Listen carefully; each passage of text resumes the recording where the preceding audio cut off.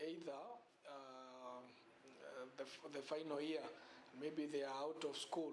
Instead of paying that school fee and get into waste, let them come to the office and tell us maybe they are through with their academic, the school life, so that amount can be given to somebody else, either within that at least we also help those others who are left.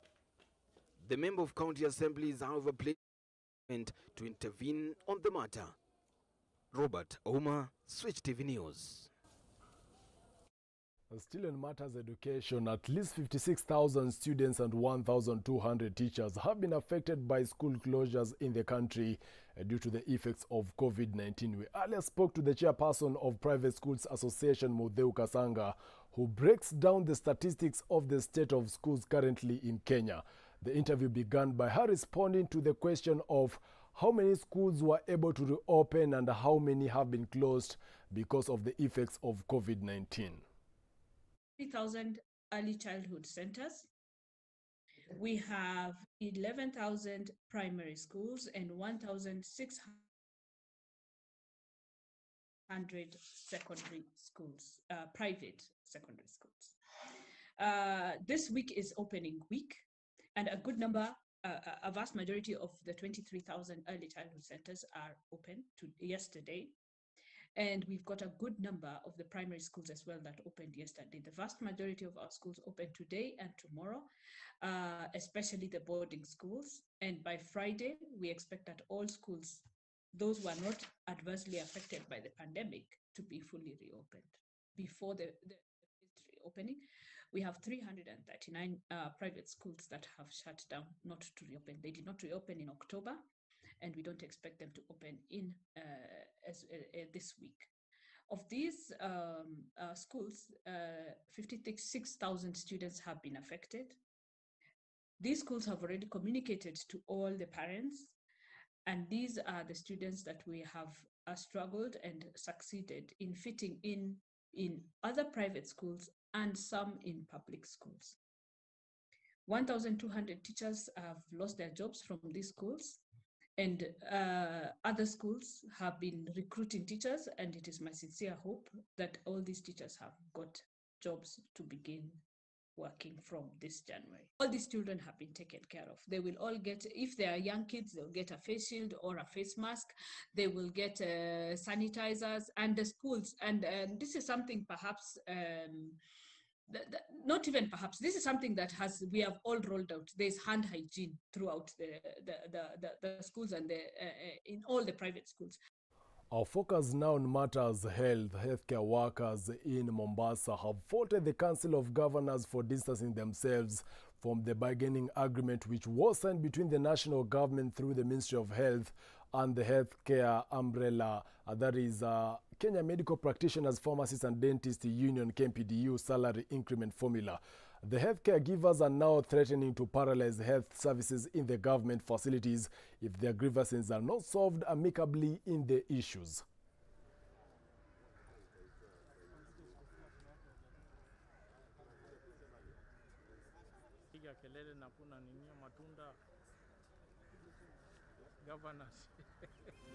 Issues to compensate our colleagues who have succumbed. It's not a matter that you can discuss for a period of more than 1 month.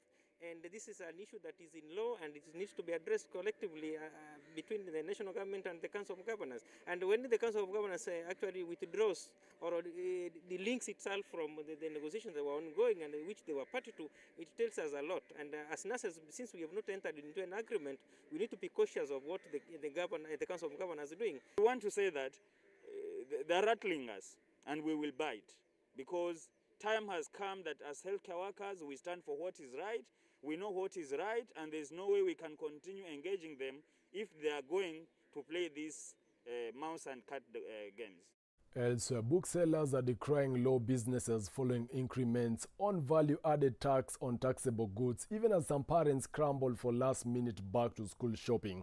The VAT on taxable goods was to increase from 14% to 16% effective 1st January 2021, as per the directive by the Cabinet Secretary for National Treasury and Planning, Ukur Yatani.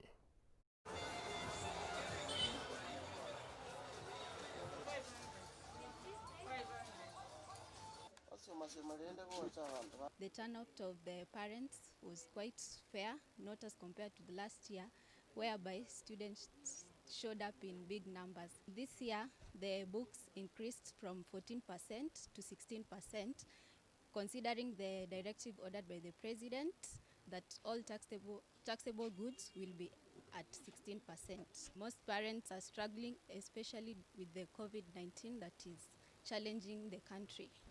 Well, shifting gears now to matters politics, Machakos Governor Alfred Mutua says Murang'a Senator Irungu Kang'ata deserves honor and praise for his bold letter to President Uhuru Kenyatta declaring that the BBI is unpopular in the head of states and native central Kenya region. Take a look. Irungu Kang'ata ambaye ameandika barua kwa Rais Uhuru Kenyatta kuhusu BBI anapaswa kupewa pongezi, anapaswa kununuliwa chai, kuambiwa amefanya jambo zuri sana kwa sababu ameokoa BBI. Yeye kwa kuandika hii barua ametuamsha sisi wengi wote. Ameongea kuhusu mambo ambayo pengine wengine hawataki kuongea juu yake. Tumeona magavana 10 wa eneo hilo la Mount Kenya wamesema yote iko sawa, inamaanisha ya kwamba sasa wataimarisha kazi yao, waendelee, wamaanisha kwamba mambo yatakuwa sawa ya BBI. Kwa wale ambao tunaunga mkono BBI, hili ni jambo zuri, sio jambo mbaya. Kwa hivyo Senator Irungu Kang'ata amefanya jambo zuri kama kijana kiongozi, kuongea mambo ambayo wengine wangependa kuongea, kwa sababu inamaanisha kwamba sasa kazi itafanywa vizuri, BBI iweze kufaulu. Meanwhile, funeral arrangements are on for the late Mama Hannah Tsianzale Mudavadi, who is the mother to NC Party leader Musalia Mudavadi, with various dignitaries, relatives and friends continuing to condole with the family of Musalia Mudavadi following the loss of the matriarch, which occurred on Monday, the 28th of December 2020. Already key leaders, including ODM leader Raila Odinga, former Vice President and Wiper leader Kalonzo Musyoka, Ford Kenya leader and Bungoma Senator Moses Wetangula, NARC Kenya and Kitui Governor Charity Ngilu, NARC Kenya party leader, among others, have already visited the family of Mudavadi at his current residence to condole with them.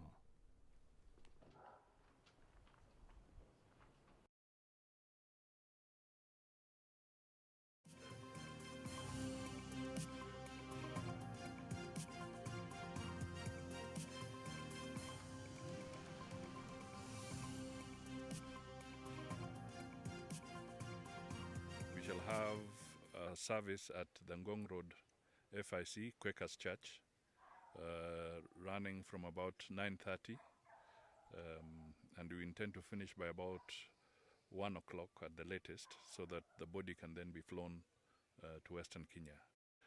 The final mass will be on Saturday 9th at Hamululu home. Mama Hannah was not only a mother to the Mudavadi family, but she was really a national mother. And she's somebody who lived a very simple but very committed life. I'm talking from personal experience.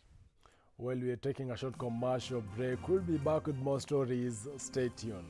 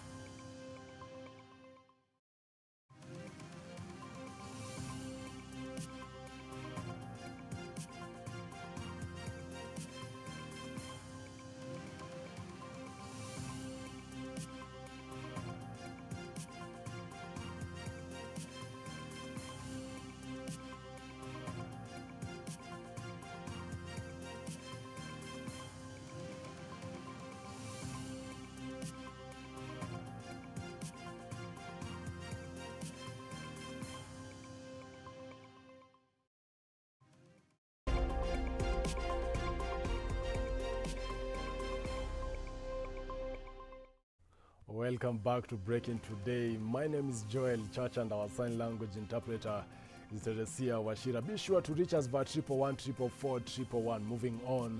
We live in the 21st century and much has been discovered, especially in the technology sector. And some of the youths have taken it upon themselves to leverage on what is available to them. Our very own Maluse Meshak interacted with young people from Kawangware who have been maximizing on phones to showcase their gifts. Maluse Meshak now reports. On onset of COVID-19, among the most affected sectors was the learning institution. Students were sent home, not knowing when they will embark on their studies. These young talented youth from Kawangware slum, comprising of 12 young people of different gender from different schools, formed a comedy group by the name Edivon in an effort to keep them busy while making good use of their time. Unajua 2020 hakujakuwa na shule. Huku pia kuna shule. 2020 hajakuwa na shule, ulienda 2020 shule. They are young and creative students who are not only using smartphones as communication tool but as a video recording tool. Si ati tuko bahali. Si kitu tunarekodia ni simu. Saa hiyo ndio challenge. Yaani hiyo ndio kitu inatukula kichwa sana, kupata tu kamera. Kupata hivi kamera, hizo vitu zingine zitakuja tu. Using the mobile hand device, most of which have been purchased by their parents, they shoot comedy videos which they say has had great impacted on their lives since the school was shut down last March. Tulianza watu watatu, si ndio? Tulikuwa tu tumekaa kwa nyumba, unaona? Sasa venye tumekaa hivi kwa nyumba, kumbe tunacheza. Na venye tunacheza hivyo, huyu jamaa anaenda turecord. Turecord hivi akatupea akatuona, mnaona? Hapo, tukajua tuko na talent. But why go for comedy? Afu watu wanachana, wafunguliwe rant. Afu wakuwe wanapandiwa jaba na nakaa huko ndani. Hivyo sasa. Edgar Ouma, a Form 4 student who founded the group, aspires to be an engineer when he clears school. Nothing close to what he is doing right now. Hiyo mtu lazima kuwa na plan B. Plan A kianguka, naenda plan B. Kasa hizi tukua shule, hatuwezi sema tu tukae hivyo, atijusa tuna ni unawak pia. Hapo ukisoma na bidii, hiyo inaweza toka vizuri tena. Siku umeenda huko mbele tena upata kazi muhimu kuliko hii. But mimi kwangu si ati hii comedy ndio nitafanya peke yake. Kuna profession nataka kufanya. Nikijaliwa nitakuwa engineer si mbaya. For Edivon, the coronavirus pandemic has had both positive and negative effects. Kama hata sikujua like naweza ujivi kwa television ama runinga, but ukionyesha kitu yako bora tu jiamini na uconcentrate, usikuwe tu kitu moja peke yake, na pia heshima, utafika mbali. The group has been using smartphones to record their short skits, after which they edit and post on their YouTube channel. Their content mainly focusing on the daily encounter in a slum setting. This group has 3 ladies who have blended in. Though resuming school now, they don't count the COVID break as a total waste. Dramas. So venye kulikuwa na hii corona, my classmate akaniambia like kuna comedy, so akaniambia kanaweza mjini, nikaona it's a good opportunity kwa sababu apart from just kukaa tu na kusoma, niko na nishughulishe na kitu kingine yenye napenda kufanya. Sheila holds the lead role in most of their skit, though after completing school, she hopes to be a seasoned journalist. Mimi ningependa kuwa news anchor, and apart from news anchor, nisikuwe tu news anchor, but pia mwimbaji wa gospel song. She is multi-talented, and when given an ear, Sheila can sing. Uloliwe wahai dudula, uloliwe wahai dudula, uloliwe wahai dudula, namasita. Ian Mentor doubles up as the group director as well as a camera person. Kwangu mimi kama director, changamoto ni mingi sana. Kwa sababu unaweza pata tumejipanga, maybe tunaenda mali, tumagana tupatane masaa fulani, unapata kuna kuchelewa jua akuani kwa transport hatuko vizuri. Unlike the rest, Ian hopes to be a chef after school. Kama comedy ingekuwa, saa hii ningekuwa tuseme nafanya, mimi naweza kuwa chef, naweza kupikia. This young and talented youth from Kawangware hope to find scholarship to facilitate their dream of educating and entertaining the community. Amerika atasema, wanaambia TV gava wachukue mapunguani wote wapeleke Pangani, afu wakuwe huko watakuwa machopa. Reporting for Switch TV. Kujeni tuende. Si haturudi shule sisi. Wewe ni mwana wangu bwana. Tuache shule. Unakuwa na vituko bwana. Mwaluse Meshak. Well, already there we're having a director and a news anchor, already making a complete team. As for now, my director is Simon. Moving on. After UN Secretary General Antonio Guterres appointed senior UN official Sida Chatterjee of India as the United Nations resident coordinator in China, Sida will now leave Kenya, where he served as United Nations resident coordinator. The Kenya Red Cross Society, led by the Secretary General Dr. Asha Mohamed, today hosted Sida in a luncheon to bid him farewell for his partnership on several programs. He was also given a token of appreciation as he played a major role in the Red Cross Society in the country.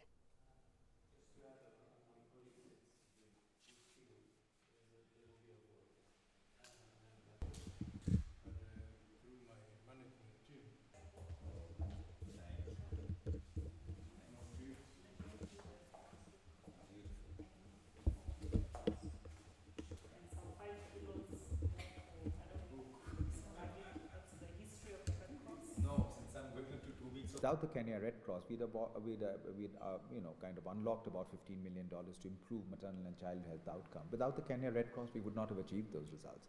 And those results became quite open, even for the UN system to understand that, there are places that the UN cannot operate in simply because of the insecurity there, the Red Cross can. And I think it became really a point at which the UN better understood the Red Cross movement. So I think that demonstration of partnership was so critical. And to me, the Kenya Red Cross will always remain very special. It is very much at the heart of our ability to respond, not just to humanitarian issues, but look at the amount of development work that the Kenya Red Cross has done across the whole kaleidoscope of Kenya. And people have seen that, be it from working with refugees or the most marginalized communities, responding to the droughts, the floods. I mean, without the Kenya Red Cross, the UN would not have the ability to reach many of these communities. So, it is absolutely clear, at least certainly within the country team, of the growing realization and the importance of the Red Cross movement. So I'm headed to China. I'm looking forward to actually having a really good relationship with the Chinese Red Cross. But here's my plan. My plan is much more on a South-South perspective of partnership. What can we do together as the UN system with the China Red Cross, with the Chinese government, and perhaps create the first humanitarian hub here which responds to emergencies in the region, in the Horn of Africa. Meanwhile, Arab Israelis received the COVID-19 vaccine made by US-German pharma alliance Pfizer-BioNTech at Clayt Health Services in the northern Arab Israeli city of Al-Fam. Israel said on Sunday 2 million people will have received a 2-dose COVID-19 vaccination by the end of January. Israel is planning by Sunday to have more than 2 million people receiving the dose of COVID-19 vaccination. According to Prime Minister Benjamin Netanyahu, Israel would be the fastest in undertaking the vaccination process.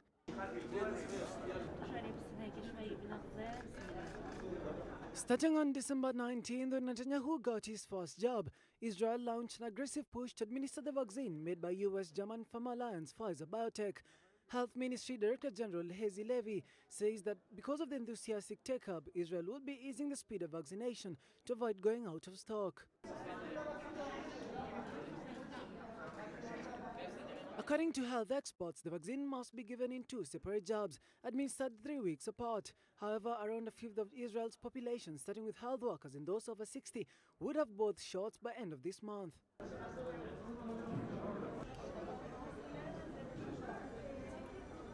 Currently, Israel's population stands at 9.29 million. According to the Health Ministry, 866 people in Israel have so far tested positive for the virus since the first case was reported in February last year.